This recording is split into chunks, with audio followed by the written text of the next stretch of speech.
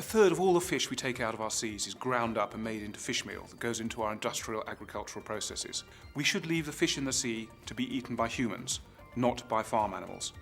Our business is called AgriProtein. What we make is something called mag meal. We take what other people consider to be waste that is full of useful nutrients, and we recycle those using the eggs of flies. Those eggs of flies grow into larvae, little wriggly things, and we dry those and we feed them to animals like chickens and fish. It's what they'd naturally eat. So what we're doing is simply recreating a natural process. All right, I'm curious to know what you thought about that. But Jason, welcome. We just saw those flies in the video. It does look a little bit gross, but explain the process by which you turn waste into protein animal feed. Well, firstly, flies and larvae have been a natural feed for chickens and for fish in the wild since flies were invented some 40 million years ago. So they've always been part of the food chain. That's why a trout leaps out of a stream is to get a fly.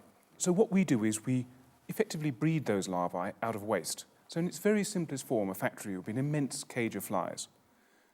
We then teach those flies to lay their eggs in one place. We take the eggs out of the cage. We mix those eggs with waste from several different resources. Might be food waste, might be blood and guts from an abattoir, might be manure from a pig farm. And we mix that waste with the eggs. And at the end of the process, at the end of the conveyor belt, you're left with little wriggly larvae.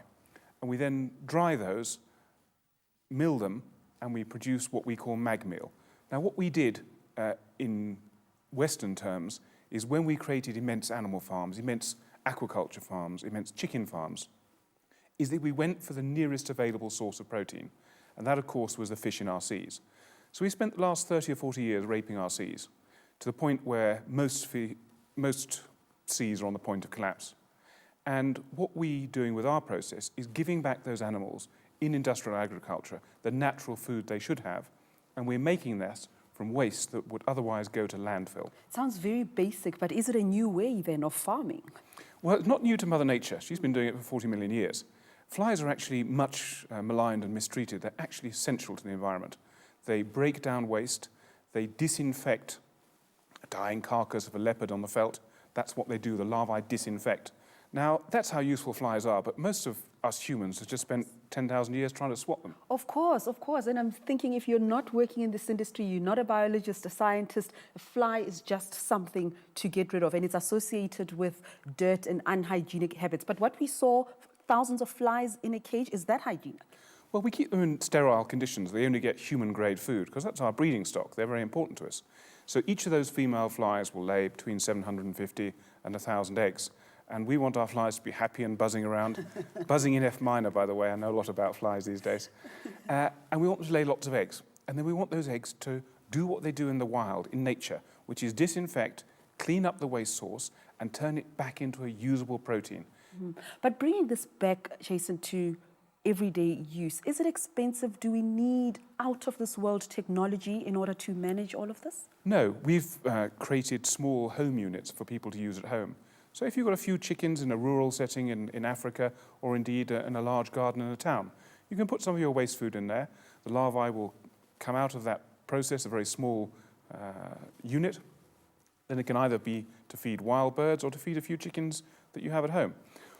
However, what we're really dealing with is what we were talking about earlier, is massive urban situations where there's huge amounts of waste that can't be dealt with on a small scale.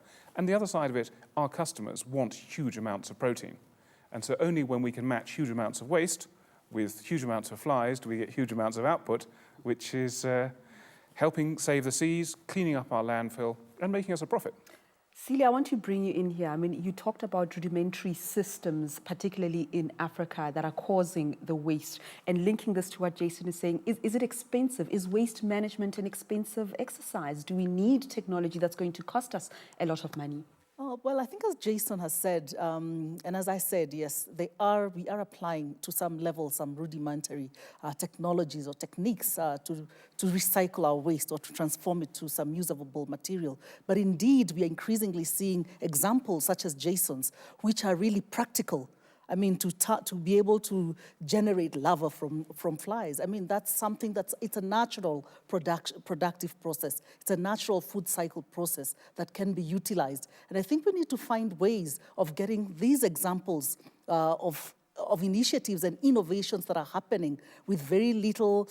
He said you're able to do it at the household level. If you have a few chickens, or even in the rural area, if you have a bigger enterprise, trying to see how such innovations can reach to the levels of people that the waste pickers that want to do something about their situation. And Dr. You want to come in there? I'd love to jump in there because I'd like to give you some examples. Municipalities around the world are currently adopting very expensive models for dealing with waste management.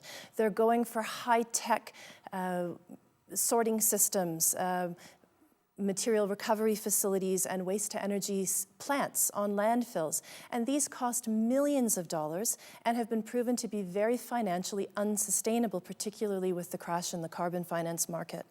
And there are examples of municipalities around the world that have gone a low-tech, high labor-intensive route that have been very successful. So for example, in Mumbai, in India, there's a system where waste pickers who are affiliated to an organization get contracts with companies and with different areas of the city to collect their waste. They sell the recyclables, they take the organics, and instead of sending them to landfills to be buried, they have biodigesters that are located within those sites themselves that produce composts that can be used and also produce energy that can be used for electricity and to generate heat. Jason, you received as part of your prize about $100,000 US. How far will this go in developing sustainability for your product? Well, I think it's very important for us in two ways. Firstly, I think we were very privileged to be amongst 900 other innovative ideas from right across Africa. The prize should have perhaps gone to the flies because they do all the hard work, not us. But it's enabling us to roll out our low-cost domestic units. We're very much focused on the large-scale stuff because we want to tackle landfill issues, we want to tackle large producers of food. But this is a technology that everybody should get involved with.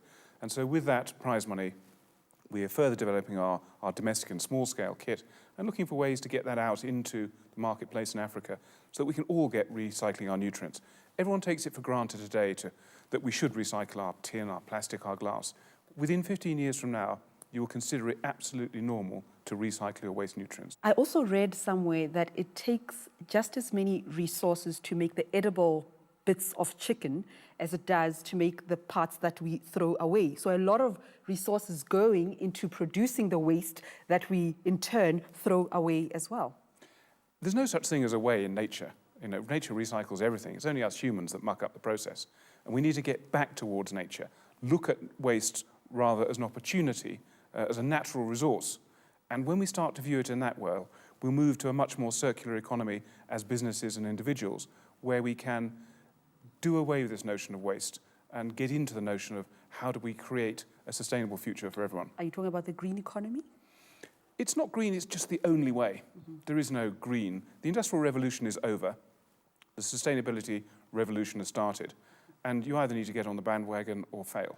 As far as the waste pickers are concerned, is it hygienic? I was thinking about that because as we drive around, we the middle class, we're driving around, going to work, and you see people going through your garbage, looking for the plastic, looking for whatever it is that they want to recycle. How do we protect the waste pickers so that they've got their dignity and their hygienic needs are taken care of? Well, I think there's a number of things that we can do. First of all, we do need to move away from waste pickers working on landfills and going through waste that has been mixed and disposed of in a landfill. We need to have separation at source programs where residents divide their own waste into different categories so that the materials, the compostable materials, the organics, and the recyclables are separated out from the general waste stream so that waste pickers can access those in a hygienic way.